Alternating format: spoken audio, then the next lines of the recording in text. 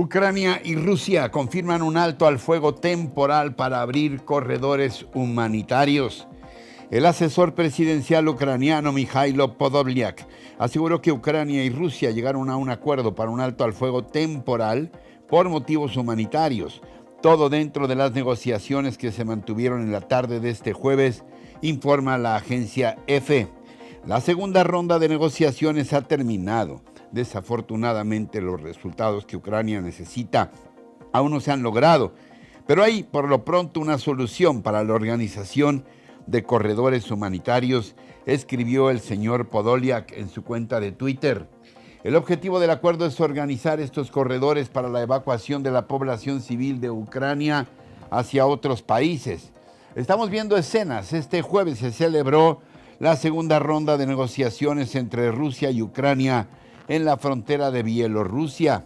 Los puntos claves de la agenda fueron un alto al fuego inmediato, un armisticio y corredores humanitarios para la evacuación de civiles de las ciudades y pueblos destruidos o bombardeados.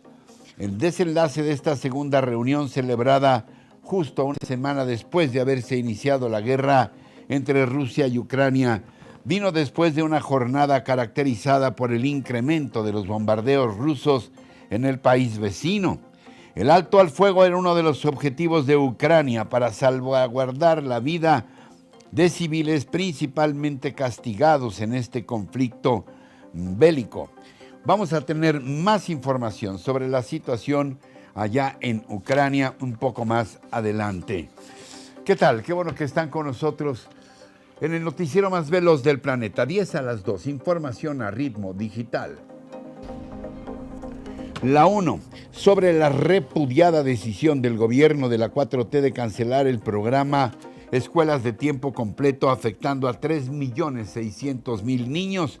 Hablé esta mañana con Juan Martín Pérez, secretario ejecutivo de Tejiendo Redes Infancia.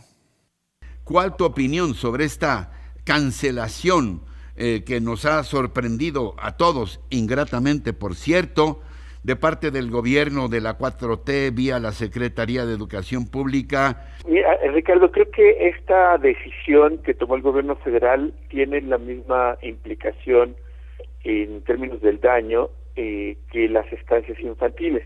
Hay que recordar que fue una de las primeras decisiones que tomó esta administración federal en contra de la niñez, y el tema es que tiene una proporción mayor en perspectiva de la cantidad de niños y niñas afectados. Las estancias infantiles afectaron a 300.000 niños de 0 a 4 años, los más pobres de este país.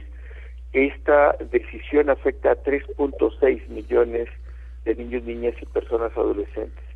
Y es importante recordar, Ricardo, que este programa pues se creó en 2007, fue creciendo paulatinamente hasta alcanzar un número de 3.6 millones de niños y niñas antes de la pandemia, y tiene como característica que al menos 1.5 millones recibía alimentos en ese lugar, y también tenía más horas de clase y de acompañamiento.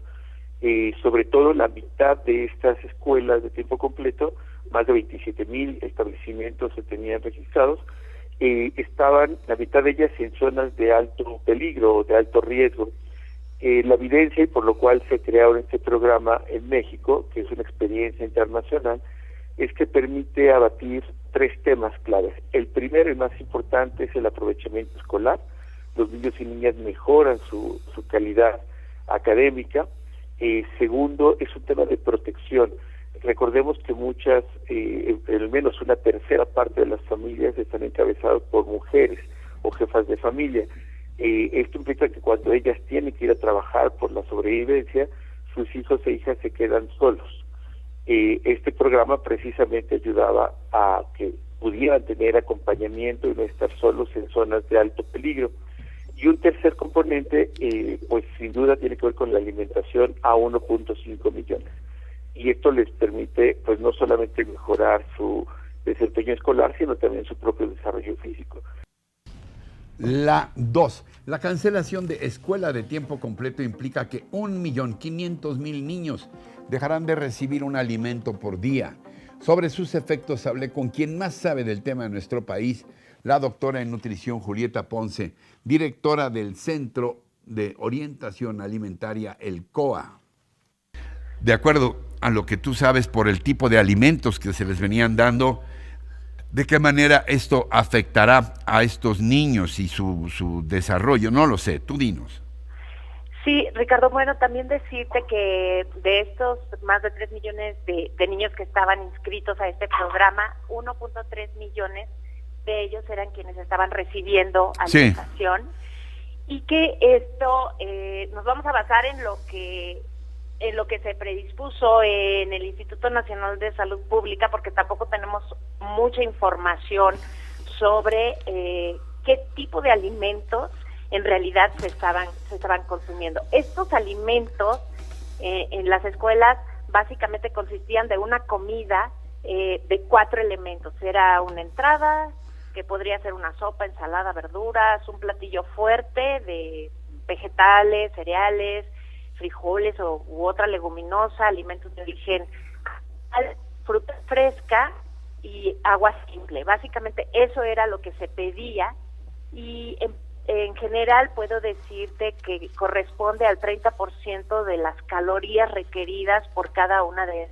personas inscritas en el programa. Entonces, la tercera parte del total de las calorías del día, también tenemos que pensar, Ricardo, que no se estuvo dando en los últimos 2 años, porque de todas maneras este programa, esa es la información que tenemos ausente también. ¿Qué pasó desde hace 2 años con esa alimentación que no recibían? Claro que también podríamos decir que pudo ser deficiente, de baja calidad, eso no lo sabemos. Lo que sí sabemos es que estaba dándose una alimentación, la que sea, que esta fuera a más de 1 millón de niños y niñas.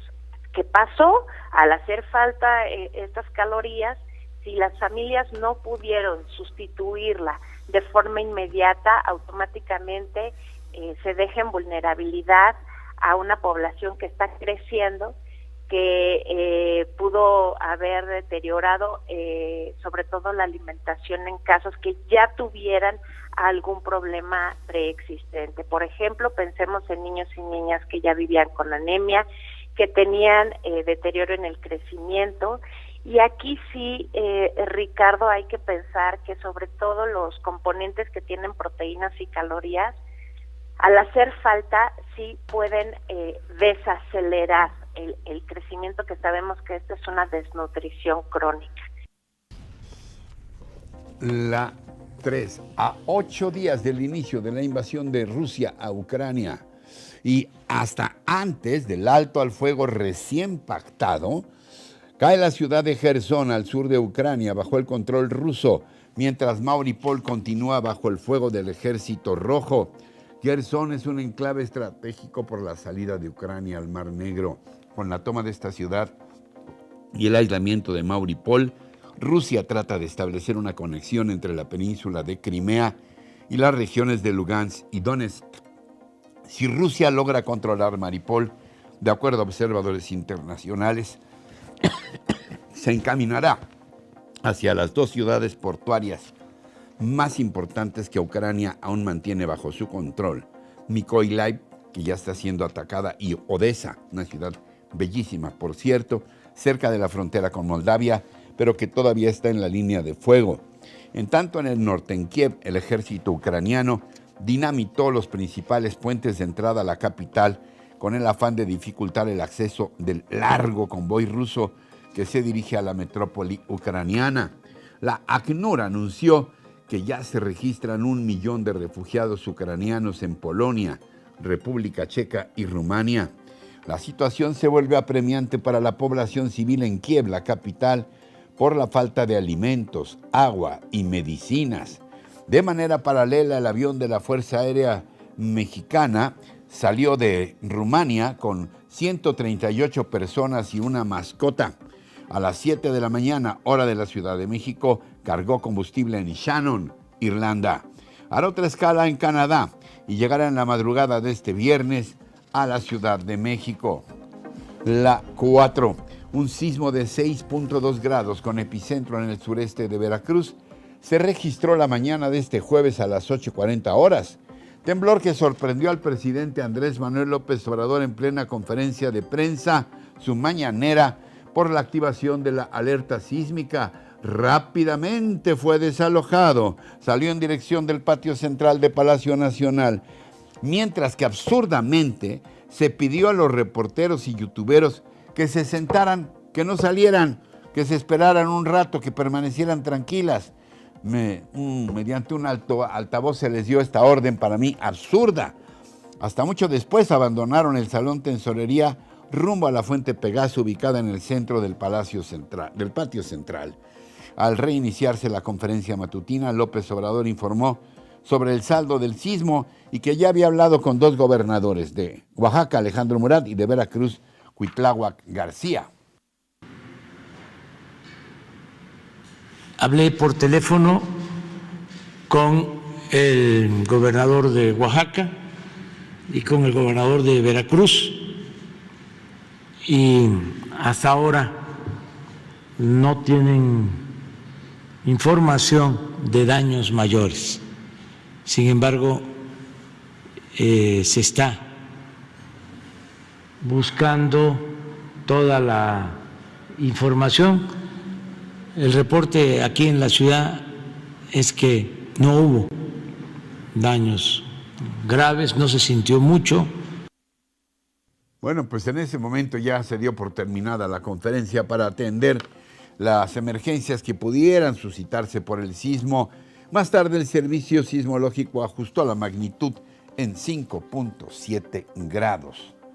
La 5. El Banco de México recortó una vez más su pronóstico de crecimiento para este año de 3.2 a 2.4%, una baja casi de 1 punto, mucho. El balance de riesgo se inclina a la baja ante la incertidumbre en torno a la pandemia, la cual ha sido de una duración mayor a la esperada, y también a la guerra desatada por Rusia contra Ucrania, que impacta en el precio de los granos y el petróleo. Para 2023, la expectativa del Banco Central ve una mejoría de 2.9% frente al 2.7% que estimaba hace 3 meses. Banxico reiteró que el pronóstico inflacionario que presentó el 10 de febrero de 7.2% baje y espera que hacia el cuarto trimestre de este año el nivel de precios cierre en 4%. Señaló que estará presente y atenta a las decisiones que tomará en marzo la Reserva Federal de Estados Unidos sobre las tasas de interés para futuras decisiones en cuanto a la política monetaria de México. La 6. Carlos Slim, el empresario más importante del país, califica de estupidez la confrontación que actualmente vivimos en México. Le hace daño a todos, asegura. La confrontación es una estupidez, la confrontación. A México le hace daño todo eso, al país le hace daño, y a la empresa le hace daño, al gobierno le hace daño y a todos nos hace daño. Entonces me hace una tontería. Yo creo que lo que debemos hacer es de trabajar unidos, que se invierta, que se apoye y que salgamos de esta situación de subdesarrollo, que hemos tenido tantas oportunidades, ya no perder esta oportunidad. Slim fue entrevistado por Carlos Salazar, el hoy expresidente del Consejo Coordinador Empresarial, en el marco del seminario Visión de Futuro, México 2042. El presidente honorario de Grupo Carso pidió a los empresarios evitar la confrontación con el gobierno y dejar atrás los periodicazos, ya que dice nada se resuelve con ellos. Considera que si lo que van a hacer las cámaras empresariales es confrontar, por principio, porque ideológicamente el que ganó no es de nuestro agrado, es una tontería. Y apuntó Slim que la desunión es lo peor que nos puede pasar, ya que no ayuda a nada ni a nadie. Mira, yo creo que lo peor que puede pasar, y que desgraciadamente está pasando en México, es el conflicto, la desunión. Yo creo que es absurda. No ayuda en nada a nadie. Yo creo que cuando un gobierno es electo democráticamente, hay que respetarlo. Hay que discutir con ellos. La 7. Francisco Cervantes Díaz es el nuevo presidente del Consejo Coordinador Empresarial. Sustituye en el cargo a Carlos Salazar Lomelín. Estudió la licenciatura en Administración de Empresas y fue director general del Grupo Minero Cervantes, así como presidente y director general de Industrias Serplastic y de Grupo Inmobiliario Comercial Serpal México. A fines de los años 90 participó en la fundación del Consejo Empresarial del Valle de México, del que fue presidente fundador, además de ser vicepresidente de la Asociación de Industriales del Estado de México. En el sector público fue subsecretario de Desarrollo Económico del EDOMEX durante el gobierno de Arturo Montiel. De 2018 a 2021 fue presidente de la Confederación de Cámaras Industriales de México, la CONCAMIN. Durante su discurso de toma de protesta, Cervantes Díaz señaló que durante este gobierno ha habido muchas diferencias, pero que se han arreglado en las mesas de diálogo, y subrayó el hecho de que sin infraestructura no hay crecimiento. La 8. El Congreso de San Luis Potosí rindió homenaje esta mañana al exdiputado Pedro Carrizales Becerra, mejor conocido como el Mijis. De Carrizales Becerra no se supo nada desde el pasado 31 de enero, cuando desapareció, hasta ayer que su familia confirmó su fallecimiento. Hoy se sabe que el Mijis se accidentó cuando viajaba en la carretera Nuevo Laredo-Piedras Negras al perder el control de su auto, salir de la autopista y caer a un desnivel donde se incendió su vehículo. El diputado Carrizales, fiel representante de los grupos marginales de la capital potosina, fue un personaje ciertamente polémico durante su paso por el Congreso de su estado natal. Destacó por su lucha a favor de causas como el matrimonio igualitario, el aborto y la violencia contra las mujeres. Sus cuates de la banda, a la que el Mijis nunca dejó de pertenecer y que presumía a través de sus numerosos tatuajes, preparan un homenaje para este hombre que había ya librado el cáncer y hasta un atentado en su contra. La 9. En las últimas horas el precio del petróleo mexicano de exportación cerró en $105.52 por barril. Es el nivel más alto desde el 28 de febrero de 2013, cuando alcanzó el precio de $105.59.